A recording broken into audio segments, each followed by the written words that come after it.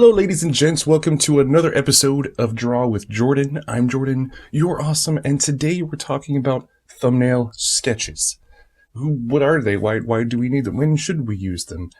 All these questions answered and more after a word from our sponsors. Do you find that you're more productive when you're awake? Me too. Stop wasting time and start being creative. Coffee, nature's water. Draw. I learned a new word recently. Aphantasia. For those of you unfamiliar with the term, it's a condition that affects up to 3% of people where they lack mental imagery. They have no mind's eye, so to speak. Their imagination is blind. So that gave me an idea. I'm going to do a video about thumbnails. Thumbnail sketching. It's getting your idea on paper, because for those of us who have very extensive imaginations and still can't figure out what they want their initial illustration to look like, thumbnail sketches, it's brilliant. Okay. Thumbnail sketches are simply small variations of your finalized drawing just to get the idea on the paper. Just to get your general composition or how it's laid out on the paper, even for like colors, for example, how you want to organize the colors, different things like that. Just getting it down, getting the ideas out before you start on your final illustration or painting or sculpture or what have you, anything like that, of that kind. Thumbnails are the most essential part in the creative process. Just go look at any of the other famous YouTubers, artists on here, and they all do little small ideas before they get to their final illustration. And of course, every YouTube channel has their own little thumbnail that gets you interested in the first place. They're essential.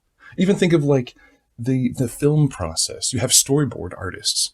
Their whole job is just to make little tiny thumbnails just to get the idea across to other people. I mean, and even myself, even when I'm doing the thumbnails for my thumbnail video, I made thumbnails for the thumbnail video so you could see the thumbnails for the thumbnail video that I made for my thumbnail for this video. My thumbnails have thumbnails. In fact, it's such an important part of illustration that when I was in school learning how to art, part of my grade was my teacher wanted to see the thumbnail sketches before I even got to my final illustration. So she knew that I was getting the best out of my final piece, getting all the ideas out on paper. So I knew that I was doing the best that I could do. But I could talk about thumbnails all day. In fact, let's go see them in action, and I will show you how I use thumbnails in my illustration process and how I get my ideas on the paper in the first place. Let's go. Now I know what you're thinking. Dang, Jordan, did you hire a hand model? 'Cause those digits be looking moisturized. And while I'm very flattered, let's direct our attention back to the thumbnails. No, not those. The ones on the paper. Now we're shooting for simple, small, quick ideas, no corrections, so put your eraser away. Just keep it rough, no details yet, just get the idea on paper. We're trying to capture the essence rather than the details. This gives you freedom to design without worrying about technique. Use squares and rectangle borders if you have to. They force you to make multiples without getting too out of hand. This forces you to try different ideas, it forces you to think about what you're creating. They should vary from a little to a lot. And now try to shoot for between 10 to 20 different ideas. And limit yourself. Just a few seconds to a couple minutes per sketch. Remember, this is just the early stages. Think of it like stretching before a workout. The final illustration is where the real magic happens.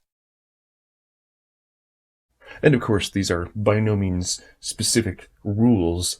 In fact, a famous captain once said something along the lines of, "They're more what you call guidelines than actual rules." But with these tips in mind, let's take a look at what we learned from our thumbnails and apply them to our illustration.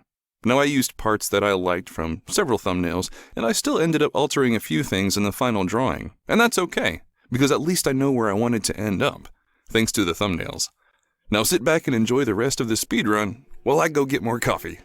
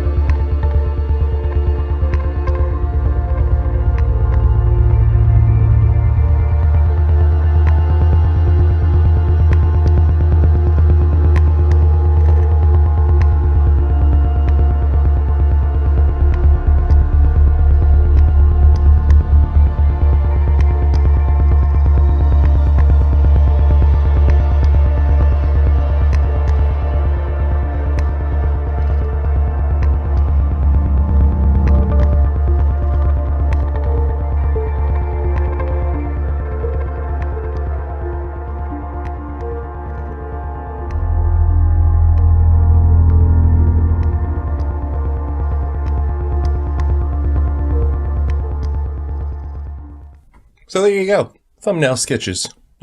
Who knew? Just try them out. Mess around with them. It helps with composition, planning ahead, getting rid of the ideas you don't like, planning color schemes, even just visual notes, get all those visual notes down on paper and have fun with it. It'll help a lot, I'm sure. You'll get the best out of your drawing every time. So thanks again for watching. I really appreciate it. Feel free to like and subscribe. I love it when it makes that funny little sound when you click the button there. I would love to know your creative process. Give me a little message down there, and I would like to know how you use that, if you use thumbnails or not, and how they help or don't. And I'm going to try something different next video. So if you're interested, come back and check it out, and I look forward to seeing you then. So thanks again, and as always, stay creative. Draw! Let's go see them in action. I want to show you how I use thumbnails to come to a final piece of the process of the way I do art. Man, I gesture a lot. Grief.